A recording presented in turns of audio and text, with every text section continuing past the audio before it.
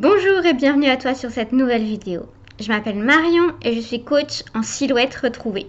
J'accompagne les femmes sensibles à retrouver leur silhouette en trouvant leur paix intérieure. Et aujourd'hui, j'ai envie de te parler d'un sujet qui me tient particulièrement à cœur, c'est le lien entre la sensibilité et l'alimentation. Alors, tu le sais peut-être, je me considère comme quelqu'un de sensible, peut-être même d'hypersensible ou bien d'eau potentiel émotionnel. Je ne me mets pas d'étiquette. Mais en tout cas, je sais qu'après des années à avoir refoulé mes émotions, à les avoir mis dans une forme de boîte à l'intérieur de moi, il y a quelques années, grâce à notamment de la psychothérapie et la spiritualité, j'ai pu laisser sortir ces émotions de cette boîte pour m'apercevoir qu'en fait j'en avais plein. Je ressentais beaucoup d'émotions et très intensément et qu'il allait falloir que j'apprenne à les gérer, mais aussi je dis parfois que à partir de ce moment-là où j'ai revécu mes émotions, j'ai vu la vie en couleur. Comme si avant ma vie était en noir et blanc et maintenant ma vie est en couleur. Et de cette sensibilité, j'ai vu que ça m'influençait. J'ai vu que cette sensibilité m'influençait au quotidien, et notamment quand j'ai commencé à essayer de mettre en place des choses au niveau de ma vie alimentaire pour avoir un rythme de vie plus sain, une alimentation plus saine, un poids stable et être bien dans mon corps, je me suis aperçue que mes émotions contrôlaient aussi ce que je mangeais. Et en fait, plus je me suis renseignée, en étudiant aussi le concept des neurosciences, en accompagnant des femmes aussi à la perte de poids, j'en suis arrivée à la conviction, la certitude, l'assurance qu'en fait, ce qui contrôle notre alimentation et notre poids, c'est notre cerveau. Or, nos émotions influencent évidemment notre cerveau. Et donc, il y a un lien entre la sensibilité, le fait de ressentir ses émotions, de vivre ses émotions, l'hypersensibilité, le fait de vivre de manière intense et forte ses émotions, avec l'alimentation et le poids, la perte de poids, puisque nos émotions agissent sur notre cerveau et notre cerveau influence notre poids. J'espère que jusque-là, tu me suis. Et donc, j'ai envie de te donner 2-3 tips. Si toi aussi, tu es sensible, hypersensible, et je vais justement t'expliquer qu'on peut être sensible, hypersensible, coming out, ou on peut être sensible, hypersensible, anonyme. Donc reste là, même si tu ne te considères pas comme sensible, hypersensible, peut-être que tu es un hypersensible anonyme.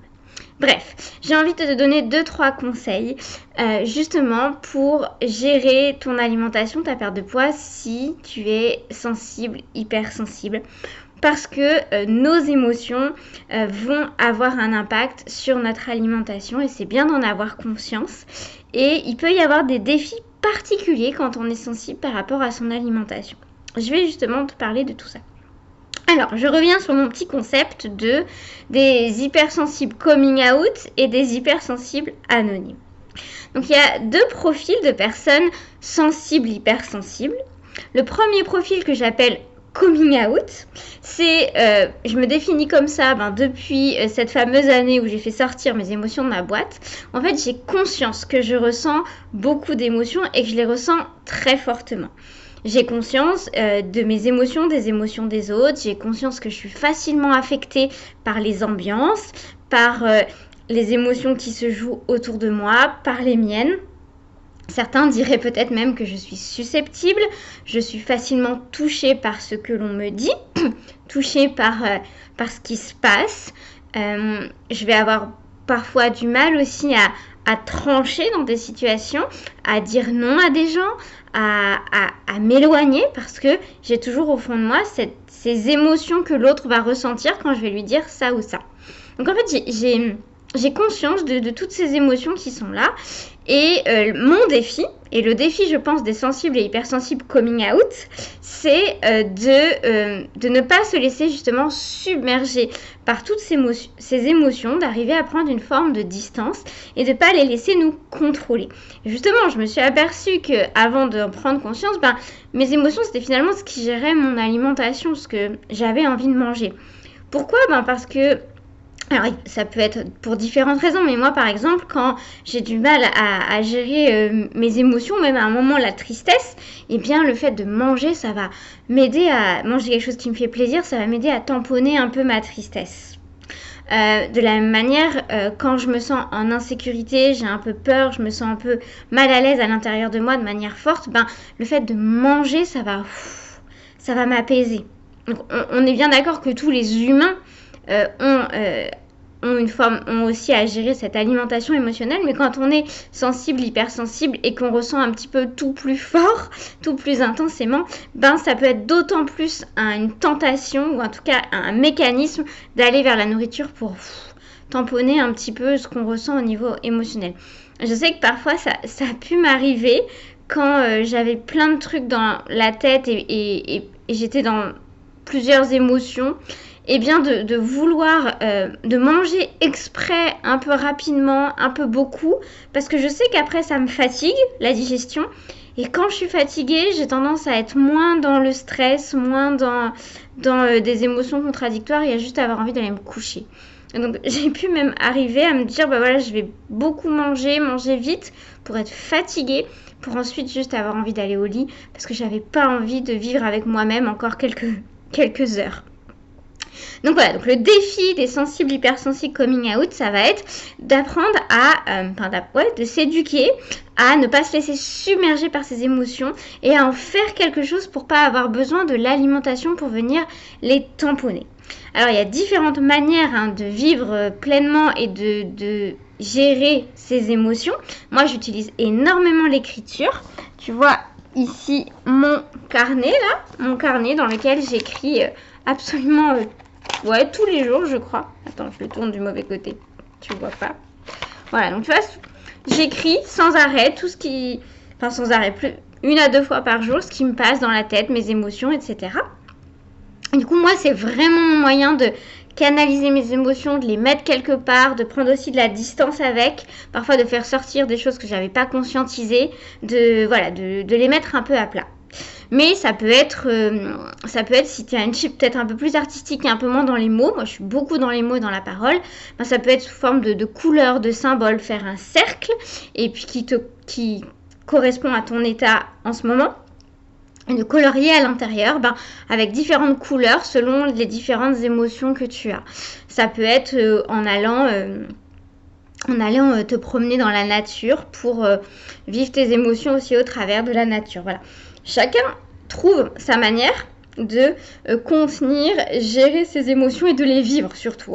Dans l'idée de gérer, c'est pas de les recontenir, c'est plutôt de les vivre. Et je le dis parfois, je pourrais refaire des vidéos là-dessus, mais une émotion a une mission en nous. Et donc de laisser l'émotion faire sa mission en nous, et une fois qu'elle a accompli sa mission, elle part. Donc voilà, le défi des personnes sensibles, hypersensibles, empathiques, eh bien ça va être de canaliser ces émotions qui sont les nôtres, ces émotions qui sont celles des autres, de mettre à plat, de gérer, de contenir pour qu'on n'ait pas besoin d'aller vers l'alimentation pour adoucir nos émotions, pour les fuir, pour les ralentir, pour les tamponner.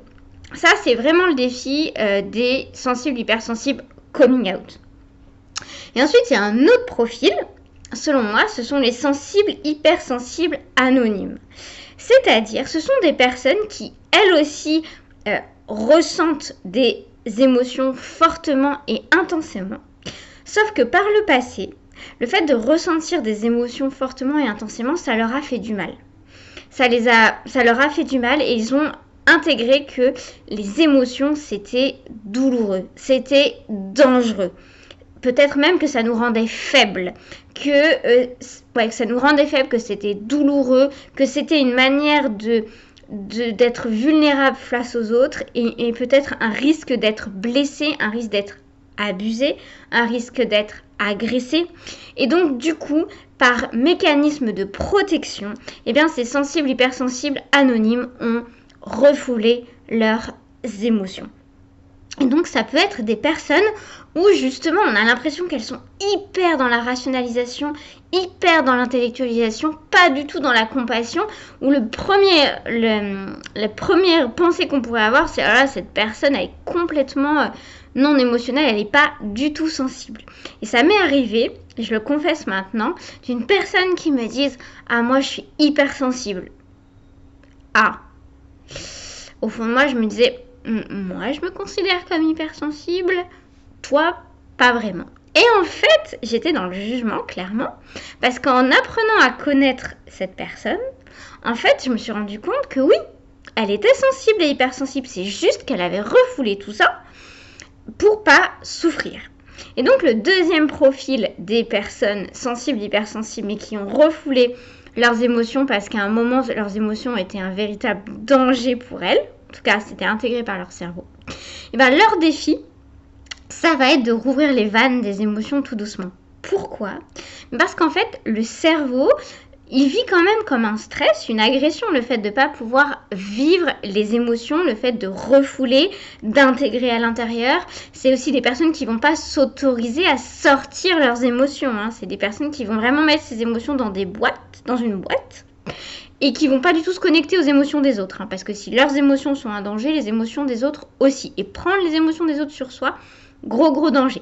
Donc du coup, ce sont des personnes qui vont tout intégrer à l'intérieur, mettre dans une forme de boîte, de coffre-fort, de marmite hyper profonde.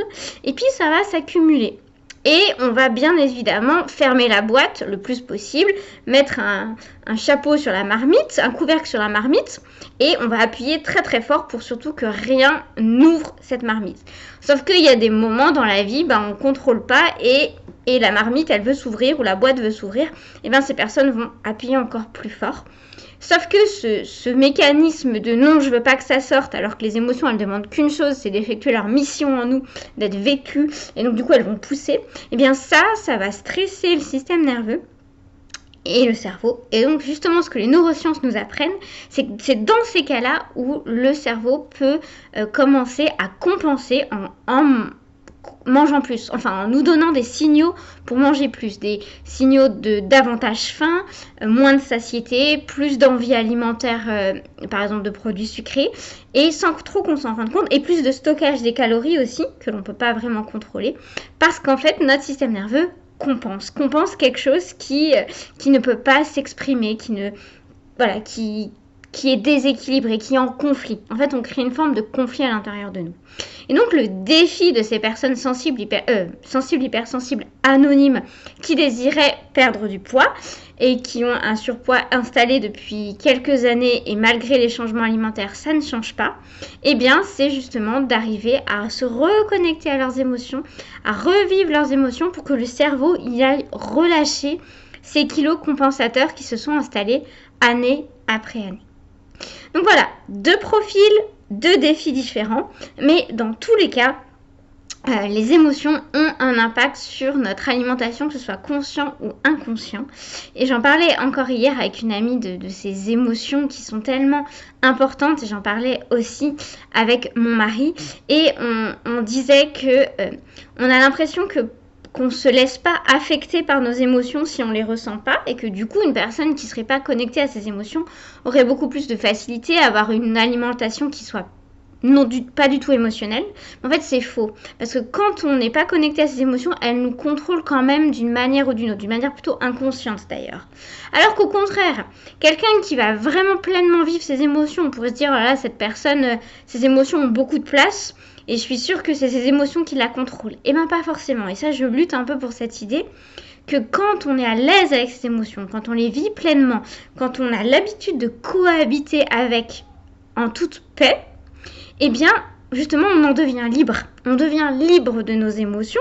Non pas qu'on les ressent pas, mais en fait, elles ne nous contrôlent plus.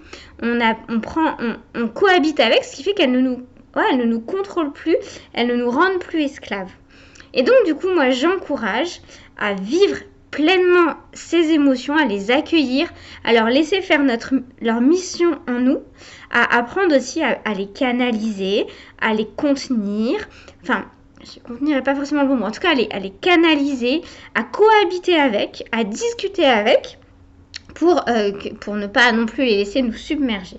Mais quand on arrive à faire ça, eh bien, on peut vraiment être libre dans notre alimentation, libre de ne pas aller vers des aliments qu'on n'a pas envie d'aller, libre de se faire plaisir, libre d'avoir une alimentation saine que notre cerveau demande. On n'est plus dans la restriction, le contrôle.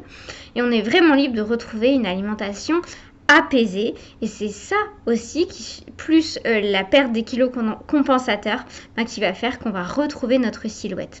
Quand notre cerveau n'est plus agressé, lorsque nos émotions sont vécues, lorsqu'on est en paix avec et qu'il n'y a plus de conflit, eh bien le corps et le cerveau, ils ont une joie à relâcher les kilos dont ils n'ont pas besoin. Et voilà que l'on retrouve sa silhouette. Voilà, j'espère que cette vidéo t'a parlé. Je ne sais pas si tu t'es retrouvé dans un des deux profils, mais en tout cas, je t'encourage à avoir une gestion de tes émotions au quotidien de la manière la plus adaptée pour toi et tu verras vraiment les impacts sur ta silhouette, ton alimentation et ta perte de poids si c'est ce que tu désires. Sinon, si tu veux me suivre sur les réseaux sociaux, tu trouveras mon lien Instagram et mon groupe Facebook dans la description. Tu peux aussi télécharger mon parcours vidéo 28 jours pour perdre du poids en apprenant à s'observer et sans régime. Donc je te laisse télécharger ça, c'est totalement gratuit. Et on se retrouve bientôt pour une nouvelle vidéo. À bientôt!